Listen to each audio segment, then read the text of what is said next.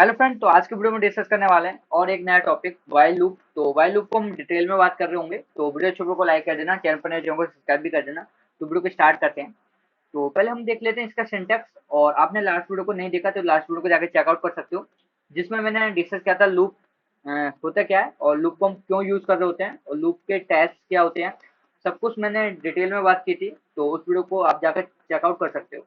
तो सिंटैक्स में हमें एक वेरिएबल डिक्लेयर करना पड़ता है आई, ठीक है।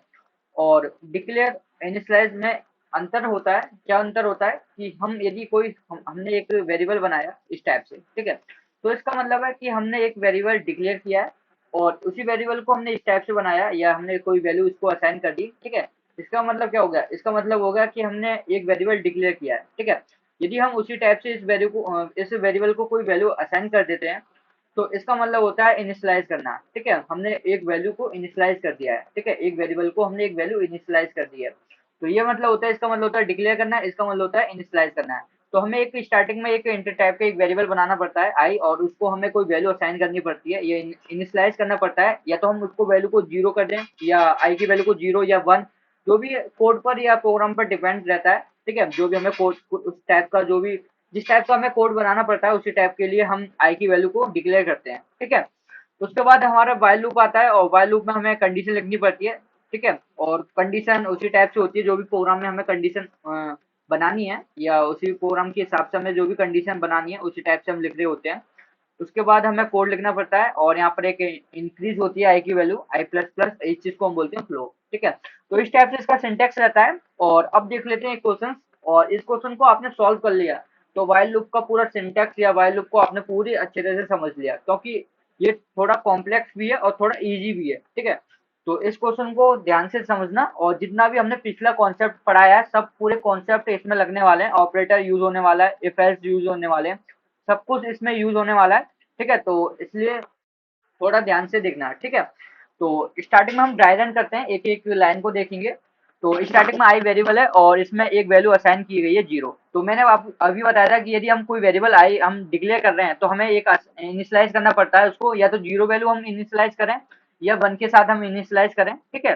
तो यहाँ पर इनिशियलाइज हुआ है जीरो के साथ, तो आई की जो वैल्यू है आपकी जीरो है, ठीक है। यहाँ पर पूरा मैटर करता है आई की वैल्यू, और हमें फाइंड आउट करना है आउटपुट, और आई की वैल्यू ही हमें आउटपुट में दिखाना है, ठीक है। जो आउटपुट में आई की वैल्यू क्या आएगी।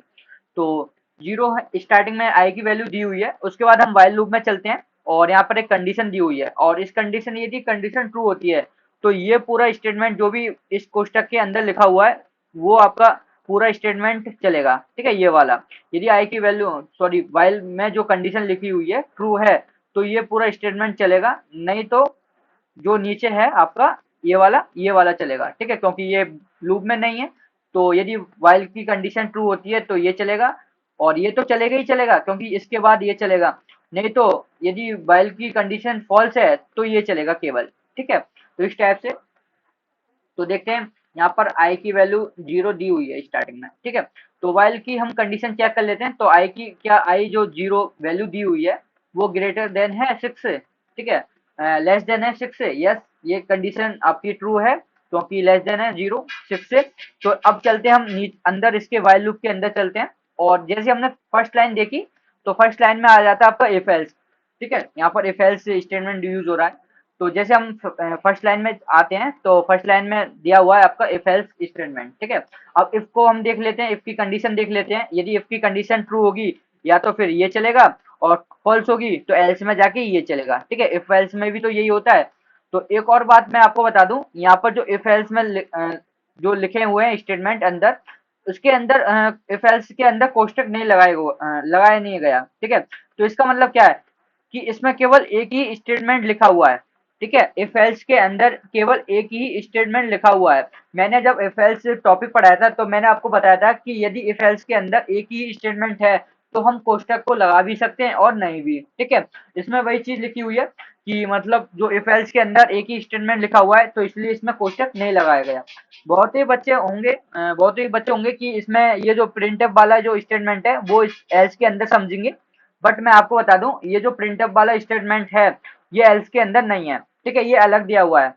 क्योंकि एल्स के अंदर क्यों नहीं है? यदि एल्स के अंदर होता तो ये दो स्टेटमेंट हो जाते, और दो स्टेटमेंट होंगे तो एल्स के अंदर अलग कोष्टक लगता और इफ के अंदर अलग कोष्टक हम यूज कर रहे होते हैं।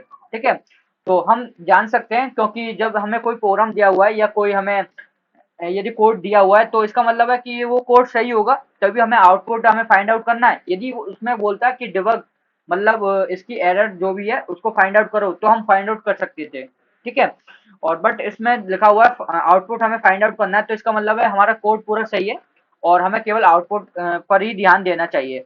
तो इसका मतलब ये है कि यदि ये एल्स के अंदर प्रिंटफ जो स्टेटमेंट है एल्स के अंदर होता तो इसके दोनों कोष्टक यूज हो रहे होते, इफ में भी और एल्स में भी। ठीक है, तो जो प्रिंटफ है वो अलग यूज किया गया है, तो ये चीज आपको ध्यान में देना है। ठीक है, ध्यान रखना है।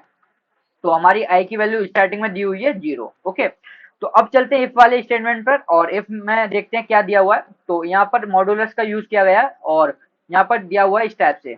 हमने आई की वैल्यू हमने आई की वैल्यू पुट कर दी, तो यहाँ पर इस टाइप से स्टेटमेंट बनेगा और इसकी जो वैल्यू आती है आपकी आती है 0। ठीक है, क्योंकि हम 0 का मॉड्यूलस 2 का करेंगे तो 0 आएगा, और 0 क्या होता है, फॉल्स होता है।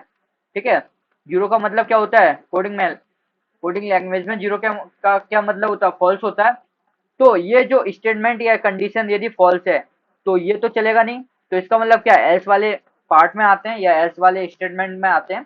तो एल्स में दिया हुआ है आई बराबर आई प्लस 5, तो आई का मान क्या है 0, 0 प्लस 5 मतलब 5। ठीक है, तो अब हमने यहाँ पर आई की वैल्यू क्या निकल के आई 5। ठीक है, जैसे ही हम यहाँ पर आई की वैल्यू कितनी होगी 5। ठीक है, और जैसे ही हम अलग लाइन पे पहुंचे, नेक्स्ट लाइन पे पहुंचे, तो यहाँ पर आई की वैल्यू प्रिंट हो रही है। ठीक है, आई की वैल्यू प्रिंट हो रही है, तो आउटपुट में आपका फर्स्ट टाइम आएगा आपका 5।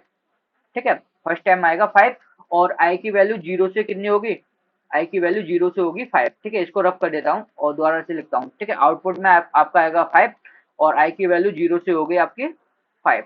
ठीक है, इस टाइप से।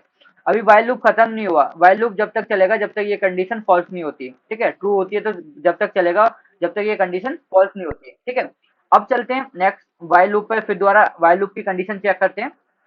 तो अब आई की वैल्यू कितनी होगी 5, क्या 5 लेस देन है 6 से, यस ये कंडीशन ट्रू है, अब भी ट्रू है। तो फिर दोबारा हम व्हाइल लूप के स्टेटमेंट में आते हैं और फिर हम दोबारा इफ की कंडीशन चेक करेंगे, और यहाँ पर आई की वैल्यू इस टाइप से दी हुई है, इस टाइप से। अब देखते हैं अब इसका आंसर क्या आएगा, अब इसका आंसर जो आएगा 1। क्यों, क्योंकि मॉड्यूलस का क्या काम होता है, मॉड्यूलस का ये तो काम होता है जो यहाँ पर दिया होता है हमारा, यही हमारा मॉड्यूलस का आंसर आता है। ठीक है, तो इसका आंसर कितना आ रहा 1, पहले आंसर कितना आ रहा था 0, तो इसलिए फॉल्स हो गई कंडीशन। अब कितना आ रहा 1, तो अब कितनी होगी, ये कंडीशन ट्रू हो गई। ठीक है, कंडीशन अब क्या होगी, मतलब ये ट्रू होगी कंडीशन, क्योंकि इसका आंसर कितना हो रहा 1 आ रहा है। अब ये कंडीशन ट्रू होगी तो इसका मतलब ये स्टेटमेंट चलेगा, और यहाँ पर देखते हैं कि यहाँ पर दिया हुआ है आई-3। ठीक है, तो आई की वैल्यू कितनी दी हुई है 5, और 5 में से हम 3 को माइनस करते हैं तो कितना आएगा 2। ठीक है, 2 आएगा। अब हम एल्स पे तो हम चलेगा नहीं एल्स वाला पार्ट, तो अब चलेगा, जैसे हम चलते हैं फिर नेक्स्ट लाइन पे चलते हैं प्रिंट एफ पर, और प्रिंट एफ में क्या दिया हुआ है, आई की वैल्यू में प्रिंट करना है। तो अब आउटपुट में आई की वैल्यू कितनी दी हुई है 2, तो इसलिए 2 प्रिंट हो जाएगा। ठीक है, और आई की वैल्यू 5 से कितना हो जाएगा कम, 2 हो जाएगा। ठीक है, आई की वैल्यू 5 से 2 कम हो जाएगी। ठीक है, तो दोबारा मैं इसको रब कर देता हूँ क्योंकि थोड़ा जगह कम है इसलिए। तो आउटपुट में क्या आ रहा है 5 और 2, और आई की वैल्यू स्टार्टिंग में 0 थी, 5 होगी फिर 2 होगी। उसके बाद क्या हुआ, उसके बाद फिर हम नेक्स्ट कंडीशन द्वारा चेक करने चले वाइल लूप में, क्योंकि वाइल लूप जब तक ट्रू होगा तब तक ये कंडीशन चलेंगी। ठीक है, इफ एल्स की।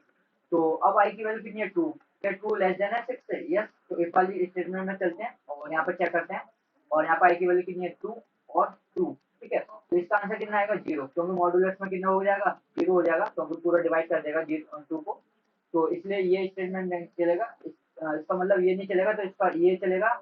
और आई इक्वल आई प्लस 5 का मतलब क्या है 2 प्लस 5 7, क्योंकि आई की वैल्यू 2 तो दी हुई है, तो आई की वैल्यू कितनी होगी 7। ठीक है, तो नेक्स्ट लाइन पे चलते हैं, तो प्रिंट में आई की वैल्यू कितनी प्रिंट कराना है हमें 7। ठीक है, और यहाँ से 2 से हटकर ये आई की वैल्यू कितनी होगी 7। ठीक है, अब देखना आई की वैल्यू कितनी होगी 7। अब दोबारा हम चेक करते हैं व्हाइल लूप को, तो अब देखना कि क्या 7 लेस देन है 6 से, नहीं, ये कंडीशन अब फॉल्स हो जाएगी व्हाइल लूप की। ठीक है, व्हाइल लूप की कंडीशन अब फॉल्स हो जाएगी। अब फॉल्स हो रही है तो इसका मतलब क्या है, ये व्हाइल लूप का एक भी स्टेटमेंट नहीं चलेगा और डायरेक्ट यहाँ पर ये हो जाएगा। ठीक है, जो कर्सर होगा यहाँ पर पहुंच जाएगा, और प्रिंट एफ में जो भी लिखा होगा वो प्रिंट हो जाएगा। तो यहाँ पर प्रिंट एफ में लिखा हुआ है आई की वैल्यू प्रिंट कर दो, और आई की वैल्यू अभी प्रेजेंट टाइम में कितनी है 7। तो आई की वैल्यू कितनी हो जाएगी 7, ठीक है। तो इस टाइप से आउटपुट कितना आ रहा है आपका 5277, ठीक है, आउटपुट आ रहा है आपका 5277 और आई की वैल्यू जहाँ 0 से थी, पहले 5 हुई फिर 2 फिर 7, ठीक है। तो इस टाइप से ये प्रोग्राम रन हुआ और एक एक लाइन करके मैंने आपको बताया था। एक बार और आप चेक करना इस चीज को, ठीक है, दोबारा आप ट्राई रन करना इस चीज को, क्योंकि ये जो व्हाइल लूप, फॉर लूप और डू व्हाइल लूप बहुत ही यूज हो रहे होते हैं जब आप फंक्शन यूज करोगे या आप डाटा स्ट्रक्चर सीखोगे, तो वहाँ सबसे ज्यादा यूज हो रहे होते हैं आपके व्हाइल लूप और इफ एल्स स्टेटमेंट। तो इनको थोड़ा आपको प्रैक्टिस करना है, ठीक है, इन पर थोड़ा कवर आपको बनानी है आपको। और ये जो आपका जो आउटपुट आया है, इस टाइप से किस टाइप से द्वारा आपको ड्राई रन करना है, ठीक है, एक बार दोबारा आपको इस क्वेश्चन को सॉल्व करना है और कमेंट में बताना कि ये वीडियो आपको थोड़ा समझ में आया या नहीं, ठीक है। और इससे रिलेटेड यदि कोई भी डाउट हो तो आप हमें कमेंट में शेयर कर सकते हो।